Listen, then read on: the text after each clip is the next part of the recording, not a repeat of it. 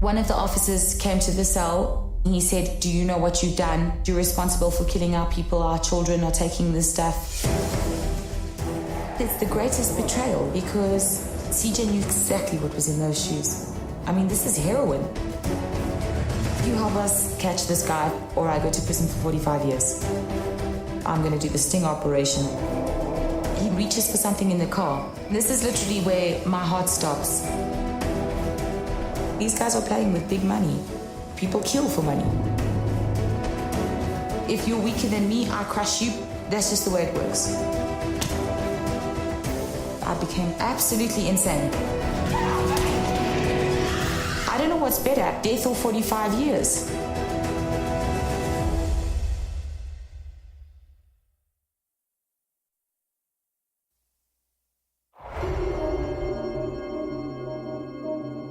From Wondery, this is Locked Up Abroad. I'm your host, Jim Clementi. Today's episode is Heroin Sting. In 2003, Brigene Young was a 20-year-old South African woman struggling to get by. Working 2 bartending jobs to support herself and her 16-year-old sister, she just needs a break. When CJ, one of her regular customers, asked her to join him on a holiday to the luxury island of Mauritius in the Indian Ocean, she hesitantly agrees to go with the promises of a dream vacation. At the last minute, CJ informs her that she will be making the trip alone, and she realizes he's tricked her into smuggling drugs onto the island. Against her better judgment, she decides to carry on.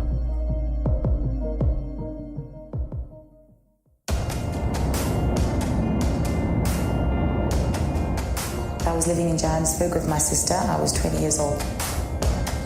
It was quite a difficult time because our mother had passed away, so that was very hard to deal with. I had to look after her. She was about 16. I tried to set an example with my sister. Hey, come on. Work time. I'm responsible, I'll work, I'll pay the rent at the end of the month. You've got to feed yourself, you've got to feed your sister. You've got to do a lot of things. It's pressure. You always feel like you're under pressure. I just needed a break. Just leave everything and just go. I had a bar job. I actually worked 2 bar jobs, one during the week and one on the weekend.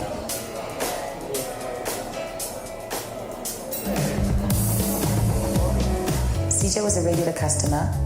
He's quite a big guy. He was very friendly. He was very outgoing, sociable. He seemed like a really nice guy. He tipped quite well as well. So obviously that's the kind of customer that you want. He had a job, he was organized in life, he was going somewhere. You want to be like that, it's appealing. One day he said to me, well, if you want to, let's go somewhere. He asked a lot of questions about me, my family life, what I enjoyed in life. I do find it flattering, yes. He took my number as well, so he used to phone me quite often after that. I think looking back at it now, CJ definitely knew exactly what he was doing.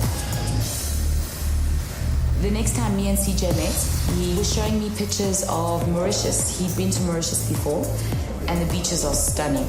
It's a little island, and it's got all these mountains on it, and it's so green and beautiful. It's an amazing place. He mentioned that we should go. You know what, we should go sometime. I said to him, at this stage in the game, I actually can't afford to go. I really can't, because I don't have the money. He said to me, but who asked you to pay? I can afford to pay for everything. I don't know if I believe him or not, because men say things all the time. You take it with a pinch of salt. Because here's this man who's offering to take you on a dream holiday. What does he want in return? Because nothing in life is for free. On the other hand, 1 week in a paradise island is amazing. Yeah, I just wanted to get away. I said to him that, okay, well, sure, let's do it. I should have said no, I should have refused 1,000 times, but I didn't. My sister, once I mentioned that I'm going to Mauritius, I think was a bit jealous. Okay, she didn't like CJ. I mean, I think he's a great guy. It was just a case of there's something about him I don't like. It wasn't something that she could put her finger on. I just don't like him. The next time I saw CJ, he said to me, Got a little bit of bad news on my side. so you can't come with me, but he's already promised me the whole thing, and the ticket is already paid for, so... You must go and have fun. Go and enjoy yourself. Yeah, of course. CJ also then mentioned Just want to ask you a little favor. I would need to take a pair of shoes with me. He wanted me to wear these shoes, and once I was there, I would hand them over to a friend of his who would come and meet me. I'm going to pick them up from you when you get to Mauritius. What's inside these shoes? Doesn't matter. It's And he said to me, actually better if you don't know, huh? his approach to it was so light that it didn't seem like anything serious. Okay, well, sure, let's do it.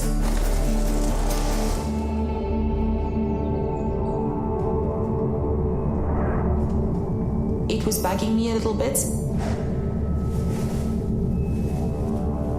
How can somebody pay so much for you to go all the way there? What's inside these things? You actually just don't want to ruin it by thinking too much. I just don't want to know. I just want to go and have fun, that's all.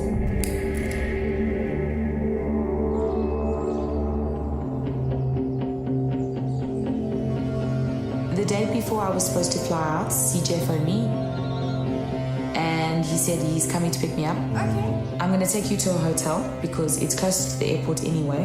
Right, bye. There were so many things going through my head, but I felt confident that things would go okay, you know? Once we were in that car, I could feel a little bit of tension. I didn't want to make it worse, so we were struggling a bit with conversation. And we go to a hotel. This is where he pulls out this plastic bag. And he opens it up and takes out this pair of shoes. And I look at these shoes and I think, oh my gosh, what a horrible color. It's like this tan color. And I just think, well, what on earth am I going to wear with this? What's going to match this? I don't like the fact that they don't have a strap at the back. I don't like the sound that they make when I wear them. The shoes were just a bad thing altogether. I'm thinking about these shoes and there must be something in them. But I didn't pay too much attention to that. I just pushed it aside. CJ told me that once I got to Mauritius, he would have a friend come and pick the shoes up from me.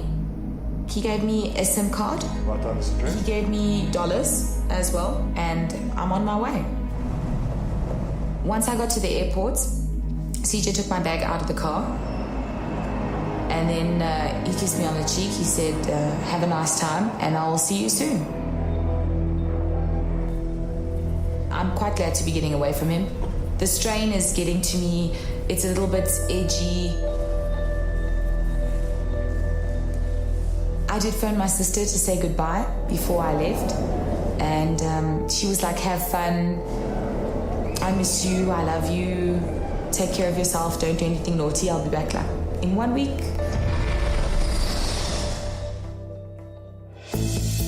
Mauritius, it's such a beautiful place. The beaches are stunning. It's got white sands, that beautiful blue ocean. I just want to get there. I just want to have fun. That's it. On the plane, I'd had quite a few vodkas, so I'm already in a relaxed state. You come down a little ramp, and you can basically see the customs ahead of you. Everyone else walking around was excited, they were happy, they were smiling. Everyone was just basically in such a good mood. Just behind the customs, against the wall, there was a group of people. There was a tall man there. The way he looked at me, it sent chills down my spine. I just thought, these guys are waiting for me. It was just a dreaded feeling. It made me nervous. It made me sweaty. It made me feel sick. I just thought, no. I looked at them, and the way they looked at me, I thought, that's it. It's over. It's like game over. I made a beeline for the bathroom. I can see in the mirror that I am a bit pale. This is definitely affecting me. I've got to sit down, I've got to relax. I should have just run. But where do I go to? CJ knows where I stay. He knows where I work. He knows who my sister is. Where do you go? I remember looking down at these shoes and thinking, okay, now I really want to know what's inside here. So I took one off my foot and I actually turned it around and it looks normal. You actually can't see if they've put anything inside it or if it's been opened. You can't see anything. I'd been sitting in the bathroom for quite a while now, so I've got to now start moving. I've splashed my face with a bit of water. I look okay. Let's go. I'm trying to smile and be happy, but I'm really not feeling it. And these people are still watching me. It's a dreadful feeling. You're walking the plank, one step at a time.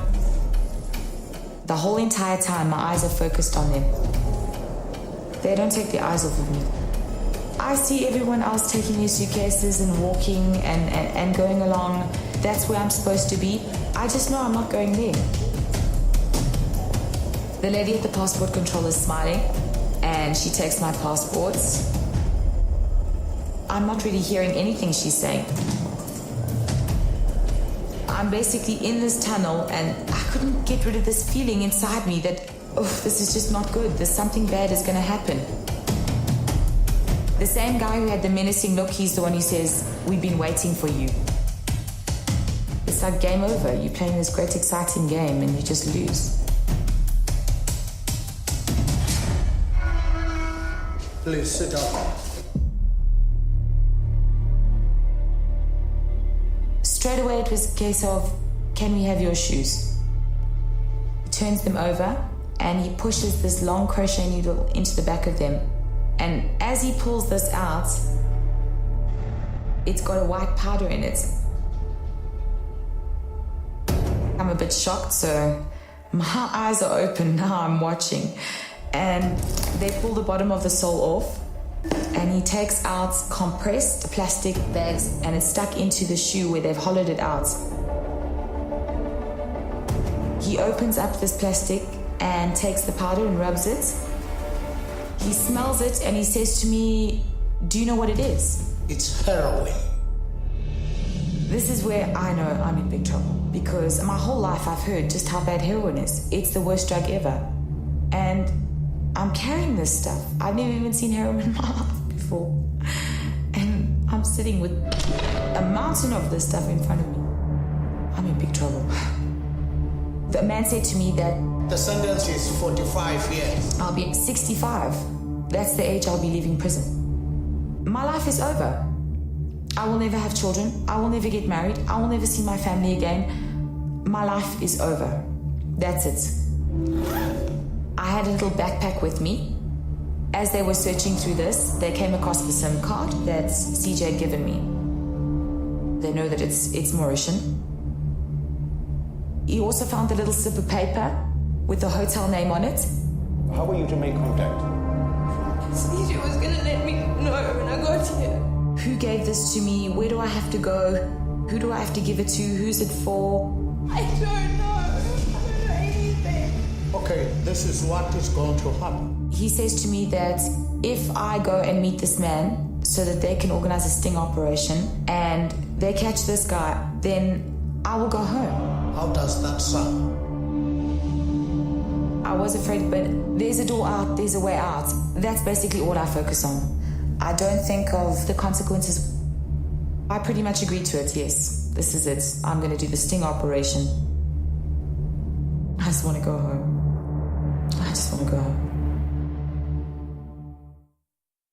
If you're like me and you don't have a lot of time to shop and cook, Blue Apron is the answer. It's amazing.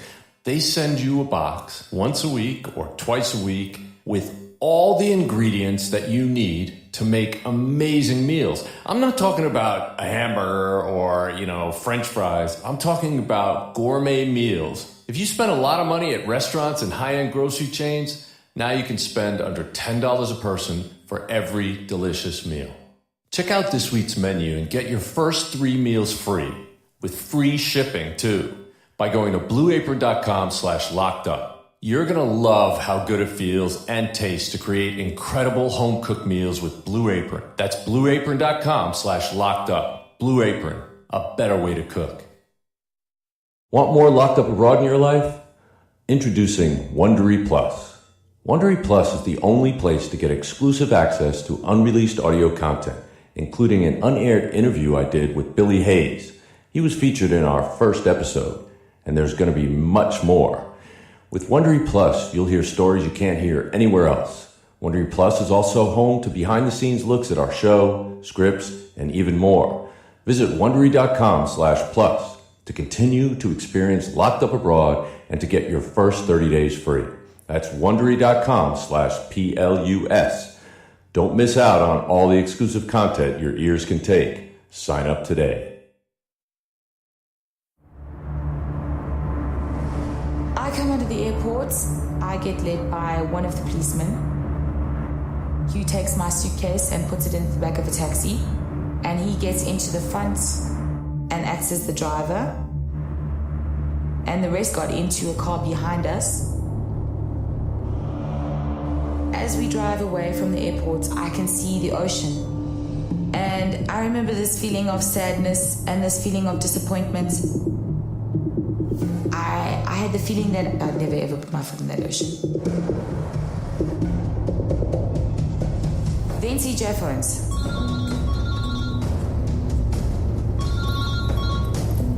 Hey, CJ. He says to me, "Why did it take you so long?" I try to make everything seem okay. He knows I love the ocean, so for him and for me, it seemed like the most logical thing in the world. No, we just stopped at the beach first. Maybe at that point, CJ did have a little bit of a suspicious niggle. He then says to me, "I'm going to give you the name of another hotel. Change hotel. Hotel Ambre." He said to me, "Go there." Alright. Bye. Destination changed. We pull into the hotel, and the driver gets out. He takes my bag. We have to go up 2 flights of stairs. I remember seeing geckos on the wall. I remember that because when I was little, we used to go to game parks sometimes, and you've got these geckos running around in all these little hotel rooms on the walls. And for me, that was quite sad because this is not a holiday. We walk into the hotel room, and everybody comes in, and we wait for CJ to phone. I felt nervous because I didn't know whether CJ would realize that this is a trap. Hello? There's a police officer sitting next to me on the bed, and her head is really close to mine, so she can hear everything CJ's saying. And he says to me that I should speak in Afrikaans. He starts speaking in Afrikaans. Maybe at that point CJ had gotten a bit nervous, or maybe he knew it. And if CJ had a suspicion, then this guy wouldn't come, and I'd be stuck with 45 years. I'm panicking big time. I tried to make everything seem okay, and he seemed to go along with that. He said that he's going to get his friend to phone me, so I must just wait for him to call. Bye. So they said while we wait. The atmosphere at this moment is definitely getting a bit more charged. I'm feeling tired. I'm feeling frustrated. I'm feeling fed up. I've just had enough now. Now the phone rings again, and nobody speaks. The man just nods, and I answer it. Hello? Hi. And somebody introduces themselves as CJ's friend. Okay. So he says to me, I must let my hair loose so that he knows who I am. Put the shoes into a bag, and he will meet me outside the hotel. Bye. They basically told me to do exactly what he said.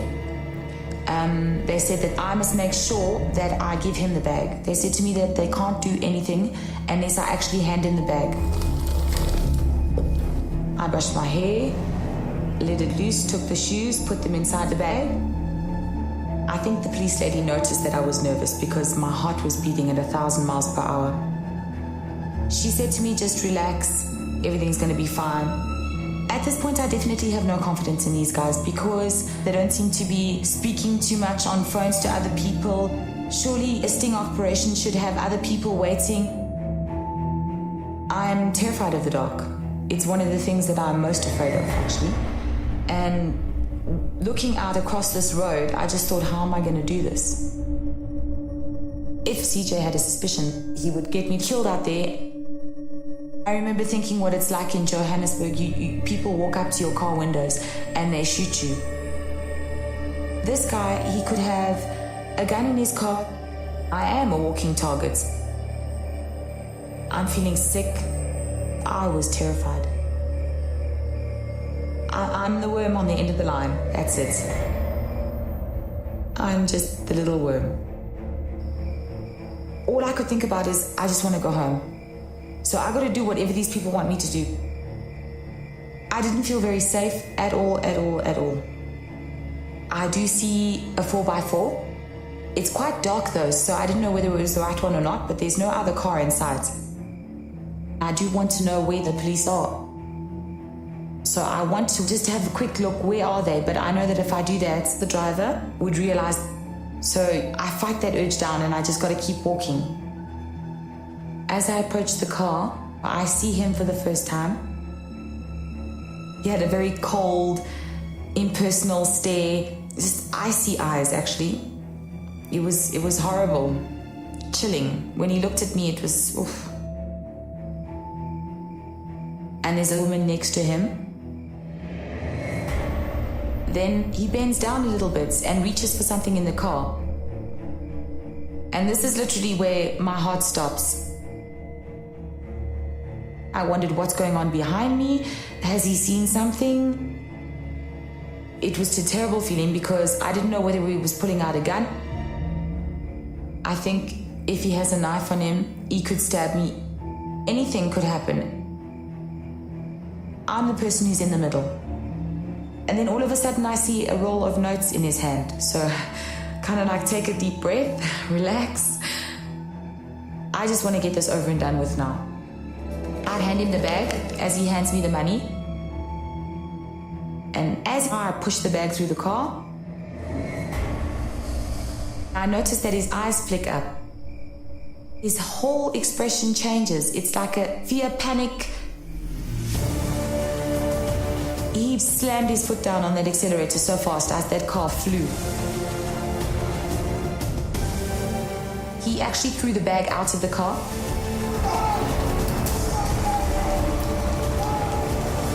They start running up the road. I still remember thinking, these people are on their feet and they're running after a car. I mean, how ridiculous.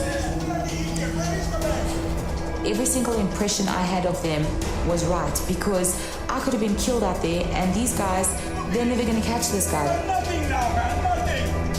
I mean, what kind of an operation is this? And it was just a case of, I'm in serious trouble and these guys are definitely not going to help me. I could pick up the anger, the frustration. They were quite... It's almost as if I was being blamed for the disappointment. What was I doing? We get into the car and we leave the hotel. They take me to Line Barracks Police Station.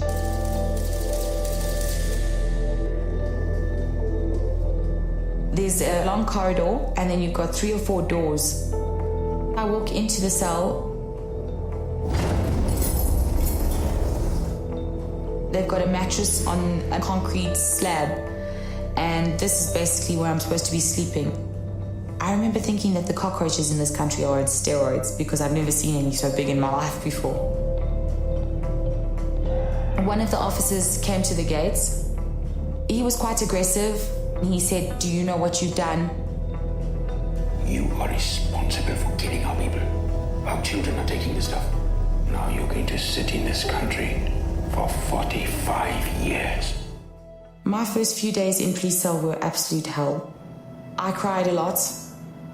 I thought about my family a lot. I thought about home. I thought about the fact that I'd never see anybody again. I don't have the capacity to deal with something like this. I just can't do it. On the third day, they let me speak to my sister. He dialed the number. He waited for my sister to answer. Then he gave me the phone. And that's when I said to my sister, I said, Avalon, something went wrong and I've been arrested. And she just kept saying, no, no, no, no, no, no, no, no, no. I'm so sorry. I remember that, and I remember she was crying, and I just kept telling her, yes, I love you, and I'm so sorry, and I just don't know what to do. I'm so sorry. I don't know. The whole conversation was just heartbreaking, really.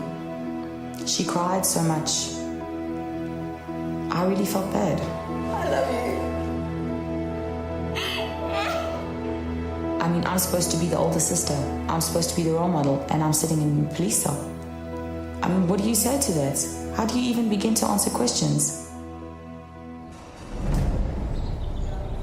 One day, my investigating officer came to see me, and he said to me that they have found a suspect, and they have to do an identification parade, and once I point him out, then he will be charged with trafficking. If I did not cooperate, it would be mentioned in court. It's not really a question of you have a choice in the matter. The day before I had to go do the identification parade, I had a Mauritian lady come and tell me that she had gotten a message from the guy that I was supposed to pick up. If you know what's good for you, you won't identify that man. If I picked him out of that lineup, then my life would be in danger, basically. If I know what's good for me, I won't do it. I must remember the fact that it's not my country and that I'm a foreigner here. If you don't cooperate, you get a higher sentence. If you do cooperate, you could be killed by somebody. So I don't know what's better, actually, death or 45 years. I'd watched movies where I know that there's a screen and you stand behind it so they can't see you. What really happened, I think I still have nightmares about it. It's absolute craziness. I mean, I'd been given a message how dangerous these people are. And I've actually got to pick the suspect out from this crowd. They have a huge area there. It's open to the public, so any Tom, Dick and Harry can walk in there. I mean, if I'd recognized this guy, what would I have done? And how am I supposed to remember what he looks like? It's basically impossible. It was very, very dark on that street. It was maybe a 30-second meeting. I remember I was shaking, I was sweating, I was feeling sick. It was very hard not to throw up. I felt like I was actually going to pass out. So I'm out there in the open. Somebody could just take a shot at my head and there's absolutely nothing that anybody will do about it. I think a severe case of paranoia had set in because everybody was just staring at me, everybody was looking at me. It made me very uncomfortable. I must have been in this yard for about 10-15 minutes, but it felt like a lifetime. And nobody really cares what happens to you because you're down there by yourself, and that's it. I told the officers that I'm very sorry, I can't see anybody. I just can't see anyone. Then one of the officers took me back downstairs again. He stopped in front of a room and he said, "Do you see the man now?" There was a man standing there against the counter and he had tan shoes on. Quite ironic because it was the same color of the shoes that I had to wear. And he said, you see, this is the man, this is the man. I looked at him and I just didn't recognize him. I don't think this is the guy. It's not him. Once I'd been taken to the main office, the guy was actually brought downstairs with his lawyer. As he winked and smiled, I saw a gold tooth. And I remember the night in the car when he'd smiled and said hello, the gold tooth. So that kind of blew me away. the police officer said, "You see, he's smiling because he's just gotten away with 45 years." It was the man, but it's too late. I'd already done the identification parade. I hadn't identified him, so there's absolutely nothing they can do now anyway. He's out of there. It just kept going through my head over and over again. I'm going to jail for 45 years.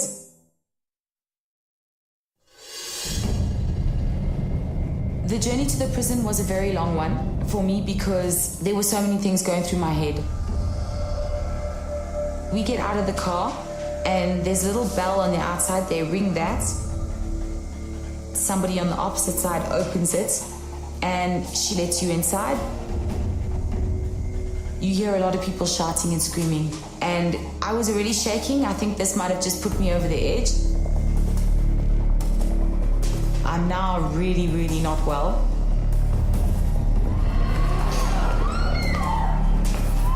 I just didn't know how I was going to get through it. All the programs that I've seen on prison, you just think of getting there and meeting this huge, big, fat woman that's just going to turn you into her girlfriend, and I'm just not ready for that. As I put my foot into that block, the whole block just went silent. And everybody just looked at me. And you look through all these faces and you're just thinking, oh my soul. How am I going to survive? I felt like I'm a little speck of nothing. I could feel all the hair rising on my neck. All these eyes are just dissecting me. It was horrifying. At the end of the evening at lockup, they come, and an officer told me that I'd be sleeping in cell 1. I had a Muslim girl called Nazima. Hi. The other lady was a Creole lady, and her name was Marie-France. I just kept thinking, how am I going to live here?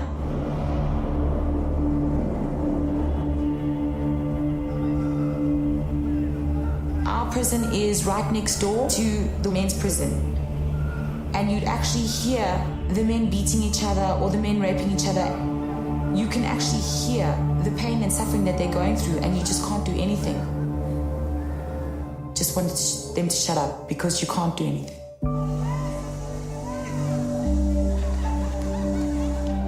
Until maybe 2 days later, I didn't stop crying, and Nazima said to me, you know what, it's better you just stop crying now because there's nothing you can do to change this.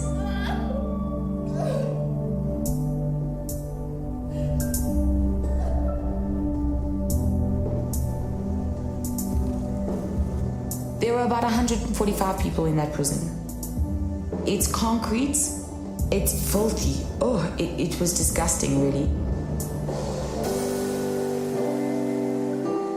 The bugs, the cockroaches, sometimes you even see a rat running around. It's just so unhygienic. I don't know how people survive in that place. It's horrible. 80% of the Mauritian population are either there for trafficking of drugs, consummation of drugs, stealing because they need to take drugs, or prostituting themselves because of drugs. The heroin addicts are terrible in that place. They walk in there like skeletons. And sometimes I used to sit there and I say, you know, God, I'm glad that I got caught because I would never want to be responsible for something like this. This is what I brought to this country. This is what I did. I've seen girls crawl on all fours looking for their syringe, and they're hallucinating. And their eyes are the scariest thing about them because they say the eyes are the windows to the soul. And when you look into these people's eyes, it's all hollow underneath. Well, I used to think that they're soulless, that they've killed their souls.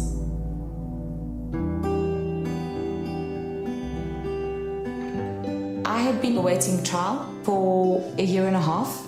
When I started talking to other girls, I found out that at least 5 of them had been caught exactly the same way with heroin in their shoes. And when talking about CJ, I also discovered that some of them knew CJ and had been set up by him as well. We were decoys. It actually makes me angry that so many people have fallen into the same trap as me. He knew exactly what was in those shoes. I mean, this is heroin. I was so angry and upset with CJ at that moment that I really did. I just wanted to kill him. The first letter from my sister was really hard. I took the letter and stuck it underneath my nose and smelt it. The handwriting, it's something that she touched. For anybody else, it's just a letter, but it's like a piece of that person. And I cried. I cried that day. A lot. Shame, man. She told me she loved me, but you know, there's nothing really they can do.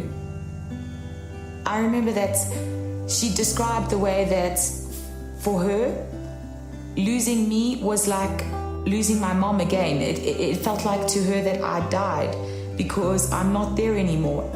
I kind of deserve it, but my family don't.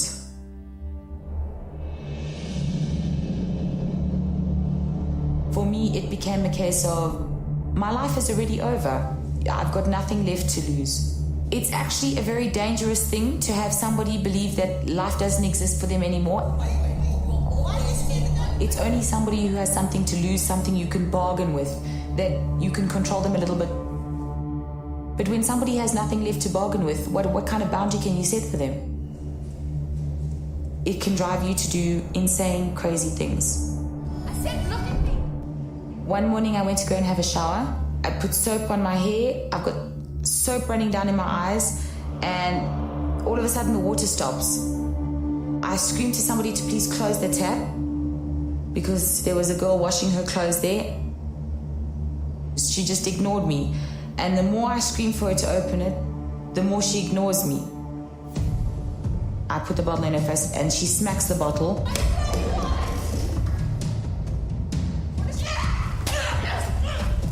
And I punched her, she punched me, I punched her. And then I just jumped on her and started strangling her. And I just didn't let go. Everything that you do is for survival. I lost it, definitely. I was taken to solitary confinements. I get led downstairs. There's not a lot of people there. There's no speaking to anybody.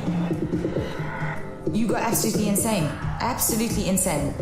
You don't really exist. Nobody even knows you exist. They forget completely about you.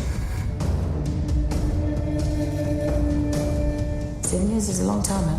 It was hard to accept. But at the same time, I got one of the lowest sentences that had ever been handed down in the history of Mauritius. A Bible was actually a very important thing for me. In Psalms, it talks a lot about people who suffer. I could relate a lot to what was said, how I felt at times. In prison, I was basically the person somebody came to whenever they needed a letter written, whenever they wanted to know something about the laws, whenever they wanted to fight for something. Writing letters was a way of hoping. I didn't just sit there and accept my situation. I was trying to make it better, trying to do something. I'd have like a little vase of flowers in there. I had pictures of my mom. For me, photos were the most important thing that I had there because it's the only way that you see your family. One day, the lady who works in accounts called me downstairs. She brought out a piece of paper and made me sign. And she says to me, "I'm going to fetch all your money." I was a bit puzzled. And she says to me, "You know why, hey?" And I looked at her. She says, "You're going home." I was kind of a shock. It was unbelievable. I just stood there in shock.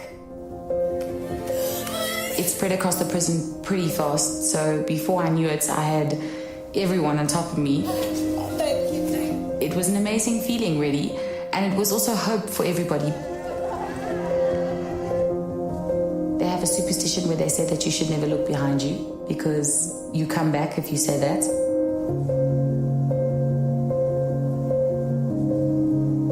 But I remember I looked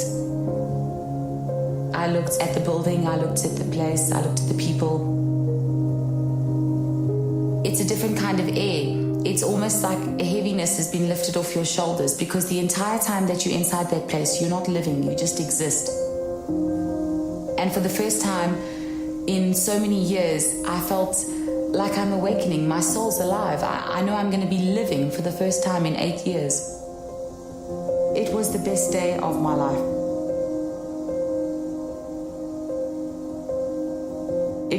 It still is the best day of my life. I'm going home. To see everyone waiting there, it was more than I expected. I hadn't seen my sister in 8 years. She changed a lot. She'd grown up. She's a woman now. I had a lot of time to think about why I did things and to accept things. I put myself in this situation. I kind of deserve it, but my family don't. Even now, I'm outside and I still live with that guilty feeling every single day. I've learned that nothing in life is easy. That if something sounds too good to be true, it is. I learned to be alone. I learned more about myself and what I want in life. Not many things scare me anymore. And I can basically go wherever I want and do whatever I want because I'm free.